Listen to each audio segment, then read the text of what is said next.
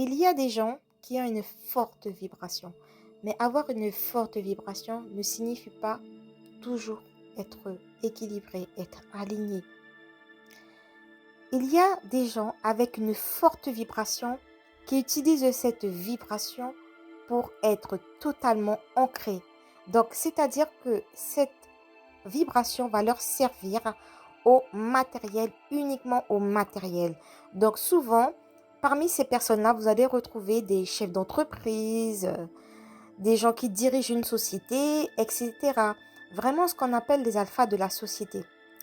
Puis, il y a des personnes qui vibrent haut et qui utilisent cette énergie uniquement dans le spirituel.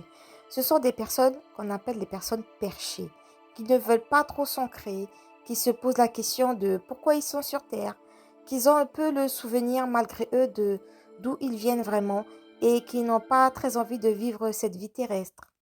Souvent, les personnes à forte vibration qui sont très ancrées vont être très narcissiques, un peu manipulateurs parce qu'ils auront cette hypersensibilité à savoir qui est l'autre en face de lui, qu'est-ce que l'autre ressent. Et en fait, il pourra très facilement le manier, il le sait très bien. Tandis que la personne qui est un peu plus perchée et qui vibre haut, qui est très spirituelle et qui ne s'est pas ancrée, elle, ça sera à l'inverse une personne très compatissante qui va vite s'oublier, qui va vouloir satisfaire l'autre.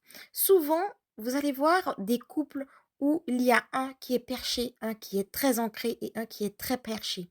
Ces deux devront apprendre à s'équilibrer l'un et l'autre.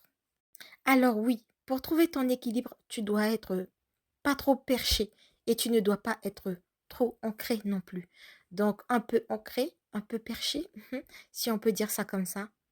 Et une fois que tu auras trouvé cet équilibre grâce aux différentes personnes que tu auras rencontrées dans ta vie, tu verras qu'apparaîtra l'abondance, la paix et l'amour.